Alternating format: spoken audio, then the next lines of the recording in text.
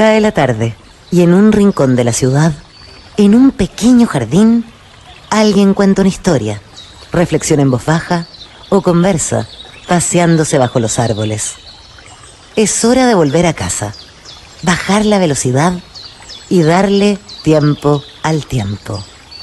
Christian Warnken nos abre la verja de su jardín para que respiremos aire puro y oxigenemos el espíritu. En Pauta, aquí comienza Desde el Jardín. Una presentación de Vida Cámara, empresa de seguros de salud y vida de la Cámara Chilena de la Construcción. Y en sus 100 años, Fundación Irarrázaval. Lo esencial de toda exploración será volver al propio jardín y ver las cosas por primera vez, como decía el poeta T.S. Eliot. Muy buenas tardes, queridos y queridas radiovidentes. Hoy día es lunes 19 de julio del año 2021. Y coloco la fecha para marcar un punto dentro de la historia. Estamos dentro del decurso de nuestra propia historia y cuesta a veces tomar distancia y poder hacer un análisis en perspectiva. Esa es la mirada que nos dan, por ejemplo, los historiadores, también los pensadores. Esa mirada que es distinta a la de incluso los analistas.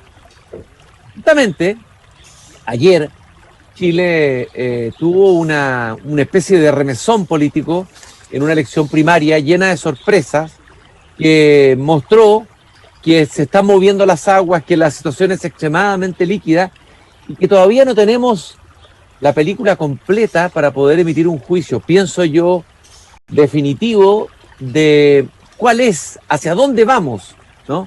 De dónde venimos y hacia dónde vamos, como habría preguntado el poeta Rubén Darío, no saber a dónde vamos ni de dónde venimos. Y hoy día por eso he invitado a caminar en mi jardín, aunque sea de manera digital y no presencial, a la joven historiadora e investigadora del Instituto de Estudio de la Sociedad, Josefina Araos. Muchas gracias, Josefina, por estar aquí conmigo en Desde el Jardín. Gracias a ti, Cristian, por la invitación. Y saludo a todos y todas los que escuchan. Eso, y salúdame también al Chucao que anda por ahí. Tengo el retrato de mi pájaro. Muy pájaro lindo. Sureño, que anda dando vueltas por ahí.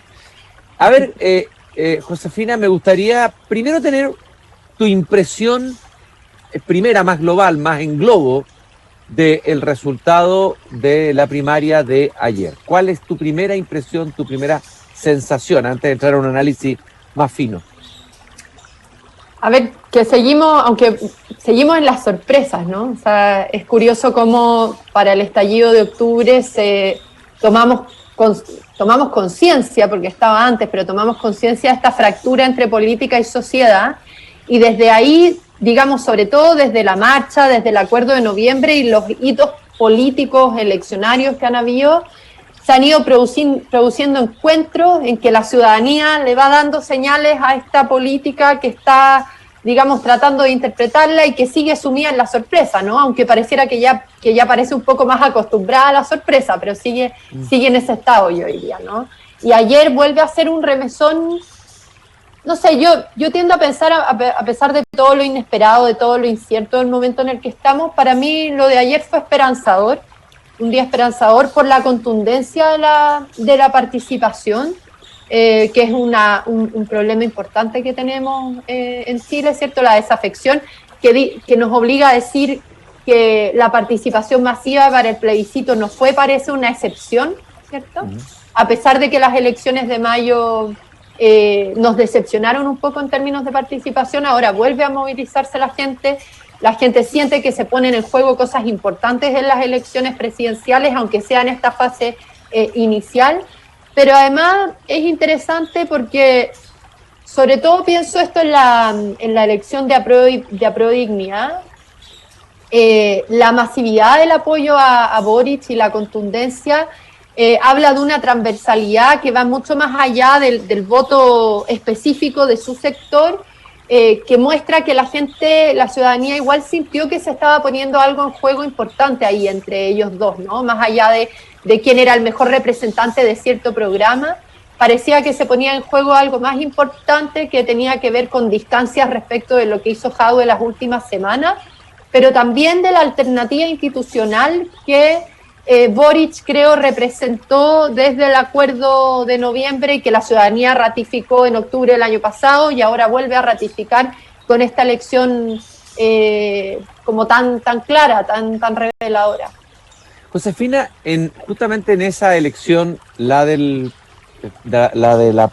Pacto Apruebo Dignidad, como que aparece la voz de una izquierda más republicana, más institucional, o no sé si llamarla más democrática, o sea, una izquierda, porque esto es un combate que se dio al interior de la izquierda, una izquierda que rechaza la tentación de un discurso más radical, de un discurso incluso a veces desbordando o tentado por desbordar la institucionalidad, casi yo diría una sensación anticomunista. A mí me llama la atención, porque conversé con personas socialistas, estoy hablando de gente de la base socialista, y escuchar en las bases socialistas un discurso anticomunista me llamó mucho la atención. ¿Ves algo de eso? ¿Cómo lo lees tú? Puede ser, pero tiendo a pensar, porque cuando uno dice si es el anticomunismo el que le da ayer el triunfo a Boric, es creer que el voto es puramente negativo, ¿no? O sea, solo por distancia respecto de Jadwe que gana Boric. Sí. Yo tiendo a pensar que también es algo que logró simbolizar Boric y que lo ha hecho desde que firma el acuerdo solo, ni siquiera con su partido, ¿cierto? Firma solo a título personal el acuerdo del 15 de noviembre. O sea, hay algo que está logrando simbolizar Boric y que tiene una tarea difícil por delante porque sigue siendo coalición con el PC ahora en adelante, ¿no? O sea, cómo Boric le sigue hablando a estas grandes mayorías que efectivamente, no sé si anticomunistas, pero son moderadas, quieren caminos institucionales, o sea, no confrontacionales de partida. O sea, yo creo que este es un rechazo a una política confrontacional que es parte, yo creo, de la dinámica con la cual la ciudadanía está cansada, pero además muy institucional, o sea, del camino subordinado a las reglas acordadas por la clase política, la única alternativa pacífica y representativa, digamos, institucional, propiamente política, para canalizar el conflicto que se abrió en Chile en octubre del 2019. Entonces, efectivamente creo que ahí hay aparece una reivindicación de ese camino, ¿no? De este camino institucional, no confrontacional, humilde también, en el que logran encontrarse personas de imaginarios y de tradiciones bien distintas, al parecer por la contundencia y la masividad del apoyo a Boric. Carlos Peña, en su columna de hoy día del Mercurio que titula Fin o Comienzo, parte diciendo: la pregunta debe estar rondando hoy en la derecha y en la izquierda, porque no vale la pena engañarse, ambos fueron las grandes derrotadas en la elección de ayer. La derecha, desde luego, afirma Peña, está hablando de una derecha del fin de una generación, de un proyecto político de una derecha más tradicional, y dice que de alguna manera aparece o se esboza a través del triunfo de Sichel el comienzo de una centro-derecha liberal, socialmente abierta, capaz de sintonizar con la trayectoria vital de la mayoría de las personas, consciente de la injusticia, pero a la vez de la responsabilidad personal, sensible a la diversidad y el mérito. ¿Compartes ese diagnóstico de Peña o tienes matices con ese diagnóstico? A ver, comparto el que es un castigo a la centroizquierda y a la derecha, o sea, y sigue haciéndolo, vuelve a hacerlo, porque las elecciones de mayo también lo fueron. En el caso de la derecha es muy claro porque participó en la primaria. La centroizquierda debe estar lamentándose todavía el haberse perdido este espacio, ¿no? Y que Boric haya agarrado tanto el apoyo que ella esperaría que fuera de ella, ¿no? Pero la derecha es muy claro, o sea, acá hay un llamado, Carlos Ruiz lo decía ayer en un análisis en la noche, o sea, acá votó la derecha salió a votar, no se quedó en la casa, o sea, hubo una participación más alta de la que ellos hubieran esperado y le dio un mensaje claro al votar, no necesariamente creo yo por el que tenía el programa más distinto, porque eran 4 alternativas de cambio, más o menos, pero eran 4 candidatos tratando de pararse frente al estallido, aunque sea de forma intuitiva o pragmática, que le falta trabajo de elaboración más sustantivo, digamos. Eran 4 propuestas de cambio y no de reacción, digamos, creo.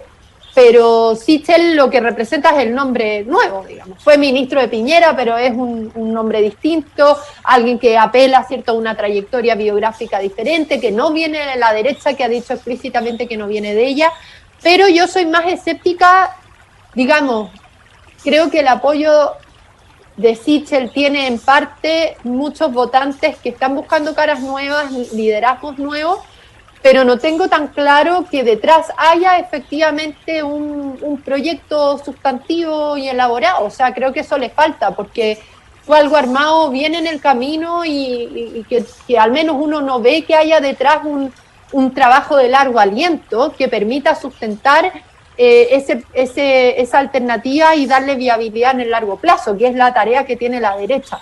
Entonces está por verse, creo yo, si es que Sichel es más que simple renovación, porque además no es claro quiénes votaron por Sichel, ¿no? Muchos decían, yo esto no lo tengo claro, ¿no? Son rumores, pero muchos decían que Sichel es el candidato del mundo empresarial, o que Sichel tenía atrás la mano de Alamán, o que era el candidato incluso del piñerismo, ¿no? Entonces hay que ver ahí hasta qué punto hay una renovación sustantiva, pero sin duda que si lo miramos desde el lado del electorado, más que del liderazgo, hay un reclamo desde el electorado de derecha por un nombre nuevo, digamos, porque no dan lo mismo las biografías, los recorridos, etcétera. Pero ahora el desafío es que detrás de ese nombre nuevo haya de verdad una revinculación de la derecha con sus bases partidarias, con el territorio, que es parte de la fractura que se abrió en Chile en el 2019 y que para la derecha ha sido bien brutal. ¿Cuál es esa tarea por hacer de la derecha, esa tarea más profunda, más a nivel de ideas, de proyecto, que la derecha debiera hacer de aquí en adelante, digamos? La sensación que quedó después del estallido es que la derecha en el poder no tenía una caja de herramientas que ya no servían, que estaban periclitadas para entender y conectarse con el país real. Tú planteaste hace poco en el Mercurio cuál sería hacia dónde debiera moverse la derecha, y hablas de que tiene que asumir el diálogo, el reformismo, la autocrítica, potenciar lo social, decías tú, es sin duda lo fundamental, y fomentar que la discusión se concentre. Tú te referías a la Convención Constituyente fundamentalmente, no solo las reivindicaciones identitarias. A ver, ¿cuál es la tarea pendiente importante de la derecha que si no la hace finalmente la va a enfrentar debilitada en la próxima elección y va a ser esto solamente una golondrina que no hace verano? O sea, a nivel, por así decir, como intelectual hay una tarea, porque esto es a nivel intelectual, pero también a nivel muy, muy concreto de trabajo de bases, ¿no? De revinculación con el territorio, pero van de la mano, creo yo. Y en ese sentido, a nivel intelectual, como reflexivo, para mí el trabajo fundamental es cómo la derecha, no por puro pragmatismo, se adecúa a este nuevo Chile. O sea, porque la pregunta que tiene la derecha por delante es si acaso desde un ideario propio de derecha que debe volver a ser pensado, ¿no? ¿Cuáles son sus fundamentos, sus bases, sus premisas antropológicas, sus referentes? ¿Cómo esa derecha es capaz desde ahí, desde esa identidad, ofrecer alternativas de cambio, de transformación y de reforma, ¿no? Porque la historia de la derecha el último tiempo fue de bloqueo y de contención, no de propuestas de cambio. Y yo creo que una derecha que no es capaz, o sea, en que se cree que los cambios y las transformaciones son del otro lado, está destinada, digamos, al desierto más definitivo. O sea, y acá hasta las referencias más conservadoras de toda la tradición conservadora, digamos, no sé, Edmund Burke, era un defensor muy, muy activo, ¿cierto?, del reformismo, no por contener la revolución, ¿no?, sino porque es el reformismo el que permite que las instituciones no se rigidicen, porque en el fondo la política es un diálogo permanente con las circunstancias, y eso requiere cambio y requiere continuidad, y la derecha no ha tenido capacidad para pensar cómo desde su lectura de la realidad es capaz de proponer cambios para Chile. Y yo creo que esa es la tarea que tiene por delante, si no va a estar siempre incómoda, siempre en este dilema de si para proponer cambios tiene que ceder al diagnóstico de la izquierda, tiene que ceder a las propuestas de la izquierda. O sea, ese es un dilema muy problemático en el que está la derecha, y creo que es un primer paso, un primer trabajo reflexivo que tiene que hacer. Y el otro, aunque creo que van de la mano, como decía antes, es la revinculación a nivel político con el territorio, ¿no? O sea, claramente hay un abismo, digamos. Por eso yo digo, no importa solo el cambio de liderazgo, o sea, cómo el liderazgo refleja un levantamiento desde las bases, que los proyectos de transformación y de cambio, las propuestas se están articulando en función de lo que se ha observado en el territorio, de lo que las personas están pidiendo desde ahí. Y ahí la derecha debiera tener harto que decir, ya esto que escuchás, porque supone que la derecha, de partida por la idea de la subsidiariedad, lo que quiere es una sociedad civil rica, una sociedad civil diversa, y con esa es la que debe conectarse y dialogar, ¿no?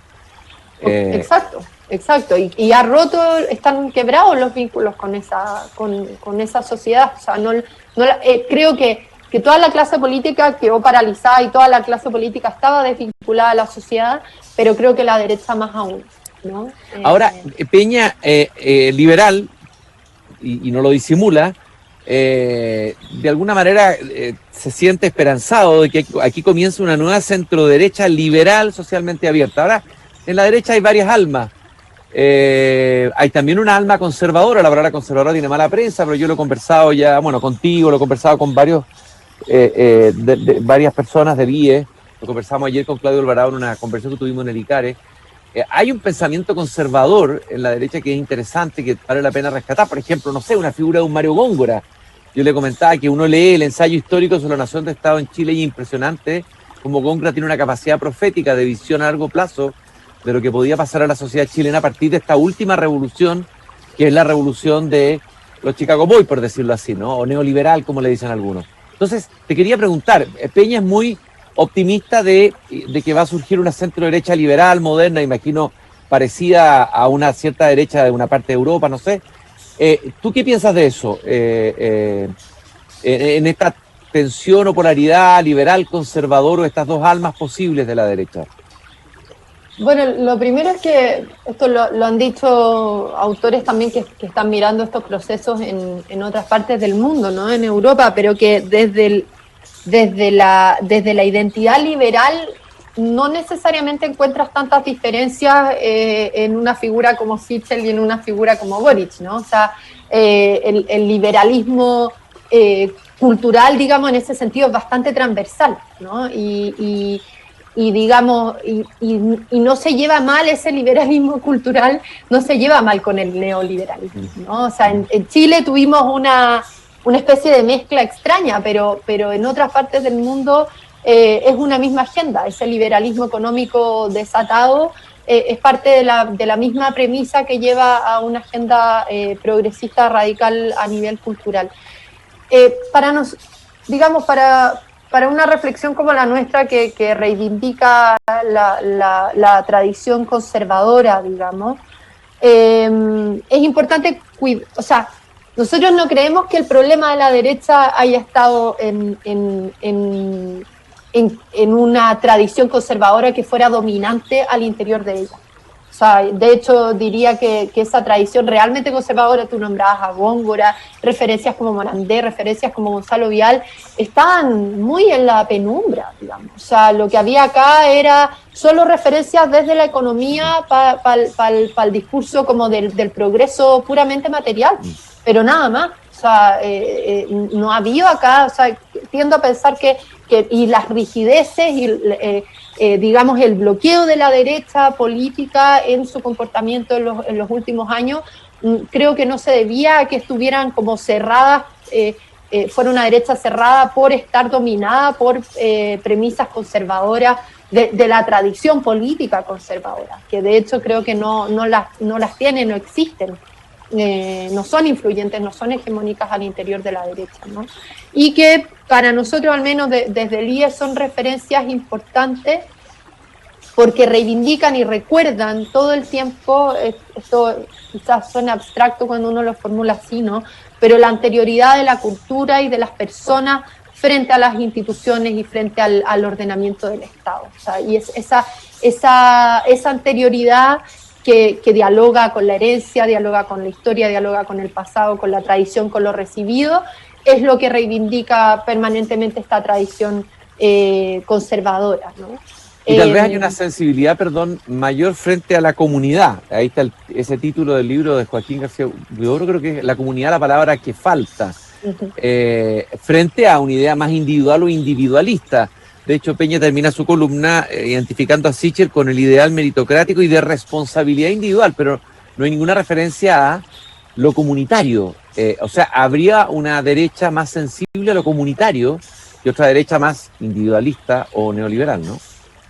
Sí, por cierto, o sea, sin duda ahí también hay como otra tensión al interior de la derecha, pero que yo creo que es más amplia, ¿no? También puede abarcar a la izquierda, ¿no?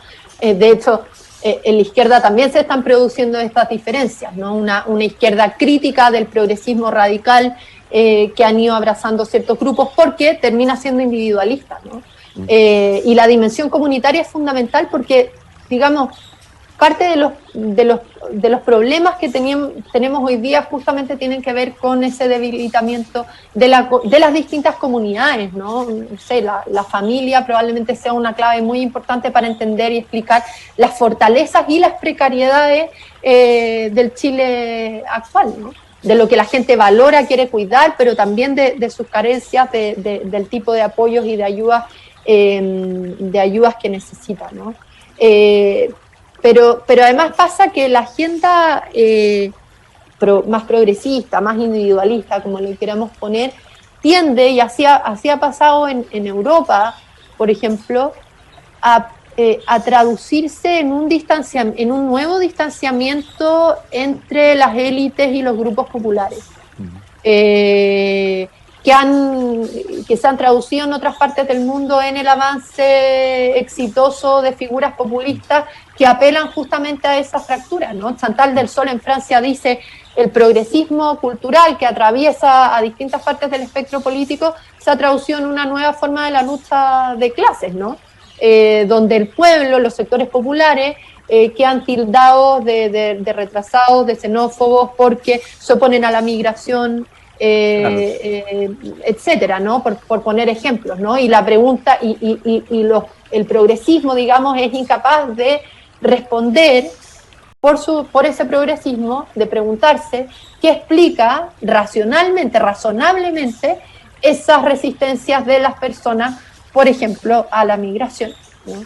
Bueno, de ahí interesante que, por ejemplo, una parte importante del caudal de votos del Frente Nacional, que es un populismo de derecha o ultraderecha, es la antigua base obrera o los barrios donde habían obreros, sectores del antiguo voto que era el Partido Comunista, y ahí se produjo un trasvasije. Y ahí hay un tema interesante que tú tocaste, porque hoy día uno ve en los discursos, incluso los discursos del Frente Amplio, en las convenciones, la insistencia en el les, ciertos temas del feminismo, ciertos temas que parecen temas más boutique frente a los temas más profundos. No digo que no sean importantes, pero parecieran que fueran temas más bien identitarios que temas comunitarios. Y ahí hay un riesgo también en el discurso de izquierda, ¿no? Que quiere ser más convocante. A ver, me gustaría una reflexión tuya sobre eso. O sea, esa es toda una discusión, ¿no? Si lo dominante que se vuelve la agenda identitaria subordina la agenda social o de clase, ¿no?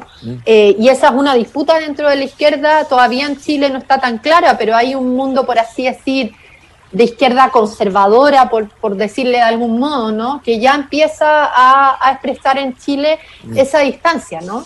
Y de hecho yo tendería a pensar, no me atrevo a ser tan total el diagnóstico, pero la radicalidad de un programa como el de Boric tiendo a pensar que está mucho más en la parte cultural, por así decir, ¿no? En el área de disidencia sexual, etcétera, mucho más que en las propuestas de transformación propiamente social, ¿no? A nivel de trabajo, que es donde a mi juicio al menos se juega lo fundamental. O sea, yo tiendo a pensar que lo que va a impactar la existencia de las grandes mayorías se juega en las transformaciones que se puedan hacer en trabajo, en la relación entre capital y trabajo, etcétera, ¿no? Mucho más que en agendas culturales que además, identitarias, perdón, que además, en mi lectura al menos son muy problemáticas, ¿no? O sea, el mismo adoctrinamiento que le atribuyen al patriarcado, por ponerle algún nombre, ¿no? Lo reproducen ellos en su agenda de desmontaje de ese orden patriarcal. O sea, no hay una verdadera superación del adoctrinamiento, finalmente, que se supone que es el problema, más allá de cuál es la ideología detrás que adoctrina, ¿no? Pero aparte de ser muy problemática porque es de adoctrinamiento, porque recela del rol de los padres sobre sus niños, etcétera, del rol de las comunidades sobre los individuos, sobre las personas. O sea, descansa en una lectura de pura tensión, de pura opresión en esa relación. Además se aleja de los problemas de las grandes mayorías, digamos, por ejemplo, el discurso identitario, cultural, por ejemplo, frente a migración, es un discurso que afirma y está permanentemente concentrado en la lógica del todos somos migrantes, la integración siempre va a ser buena, ¿no? Es demasiado bueno que llegue gente de afuera, que, digamos, para todas las élites, como mostraron los estudios del COES, parecen estar de acuerdo en eso, ¿no? En que es muy bueno, que al capital le interesa que llegue gente, al mundo intelectual le interesa que llegue gente, etcétera. Y resulta que las grandes mayorías o los grupos más pobres empiezan a tener una lectura distinta sobre la migración. ¿Y por qué? Porque son xenófobos, porque son atrasados, porque son discriminadores, o porque son los que padecen, sufren los efectos de esa llegada. Y el hecho de que quede de alguna manera no representado ese malestar que se ve en las poblaciones, se ve en, no sé, en una fila que hay que hacer, en un CEFAM, etcétera, hace que potencialmente, digo, en el futuro, imaginemos en un país que va a ser más pobre, con crisis económica, post pandemia, el tema migratorio más complejo aún, que un discurso de ultraderecha populista pueda tomar esa base que no está tomando la misma izquierda, ¿no? O sea, y hay que ver qué pasa, pero son datos alarmantes que a nadie le preocuparon tanto porque la agenda está muy tomada por la política, ¿no? Pero cómo ha aumentado la pobreza, cómo han aumentado los campamentos en Chile y la relación que hay con el tema migratorio, que no es lo único que lo explica. Y con esto yo no quiero decir que yo tengo problemas con los migrantes, ¿no? A mí me parece una tragedia que recibamos a personas en situación de extrema precariedad para que vengan acá solo a precarizarse más, ¿no? El tema es cómo el discurso, por así decir, identitario, es ciego a la fundamentación real, a la justificación razonable del rechazo a esa migración, ¿no? Y que efectivamente abre el campo en el futuro para que puedan aparecer figuras que tomen esa bandera y la ocupen de forma instrumental y muy problemática, ¿no? Josefina, en estos últimos minutos estamos conversando con Josefina Arao, investigadora e historiadora del IES. La centroizquierda, la otra gran derrotada, aparentemente derrotada por su ausencia, por su no presencia, digamos, en esta elección que tuvo tan alta participación, mucho más de la que se esperaba. A ver, ¿cuál es tu diagnóstico de la centroizquierda? ¿Qué pasa con la centroizquierda? ¿Y qué significa que prácticamente no haya centroizquierda, o se pulverice o se disuelva? Ya sea porque claramente aquí hubo una base socialista que votó por Boric, eso es clarísimo. A lo mejor un sector de la DC o el voto de una cierta DC más moderada votó por Sichel o por otros candidatos a la centro derecha. Y entonces, ¿qué destino tiene una centro izquierda según tú en este panorama político? ¿Y qué significa que no haya centro izquierda, que desaparezca? O sea, es un desafío gigante el que tiene, porque en términos de electorado yo creo que sí existe una centro izquierda. Así como existe un electorado de derecha que se movió ayer, ¿no? Y el electorado de centro izquierda, o parte de él, de forma importante, fue ayer a votar por Boric, ¿no? Ya sea por convicción, porque se movió definitivamente, o porque no estaba su candidato en esta pasada, ¿no? Y entonces, en términos de electorado, de ciudadanía, sí existe una. Y la tragedia es que en términos de proyecto político, por ahora la centroizquierda no ha sido capaz de articular algo y de ofrecer algo, no solo porque no tiene por ahora candidatos lo suficientemente competitivos, sino porque ni siquiera fue capaz de llegar a la primaria, ¿no? Y esto solo confirma el problema que tiene esa centroizquierda, que se rindió digamos, al cuestionamiento total de su legado.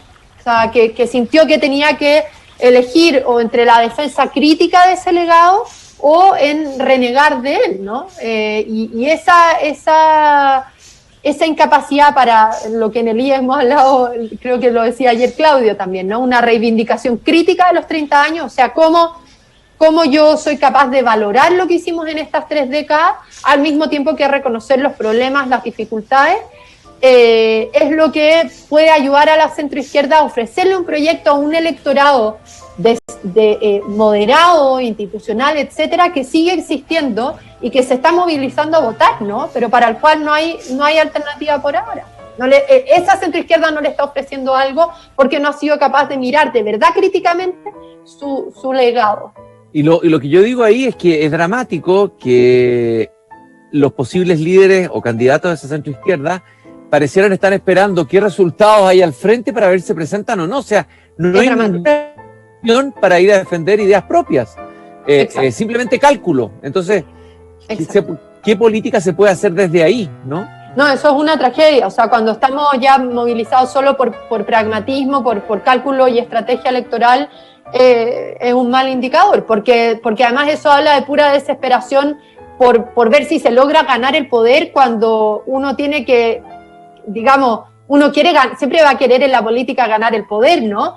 Pero porque tienes detrás un proyecto que sostiene ese objetivo, ¿no? No el poder por el poder. Y en ese dilema está esta centroizquierda, ¿no? ¿Qué le ofrece a ese electorado que sí existe y que por lo visto quiere una alternativa de grandes mayorías de centro moderada, para la cual no le está ofreciendo respuesta?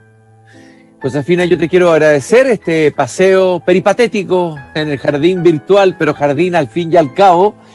Recordarles que nos acompaña Fundación Irarrázaval en sus 100 años y también Seguros de Vida de Vida Cámara. Búscalos en www.vidacámara.cl. Te agradezco mucho esta conversación que da pistas interesantes, que nos permite seguir pensando, analizando y dándole un poquito más de espesor también a la reflexión política. Porque caramba que ha estado secuestrada por la farándula durante tanto tiempo, ¿no?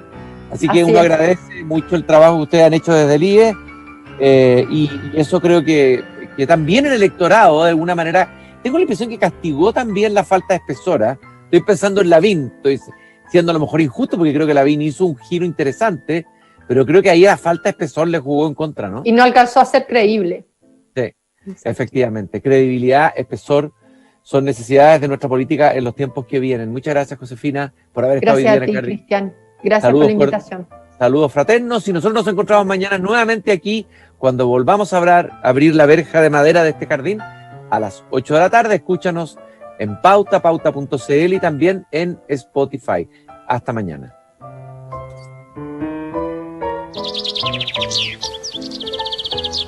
Es hora de cerrar la verja de madera del jardín.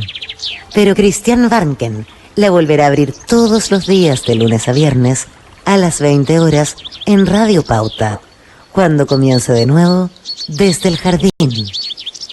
Una presentación de Vida Cámara, empresa de seguros de salud y vida de la Cámara Chilena de la Construcción. Y en sus 100 años, Fundación Irarrázaval,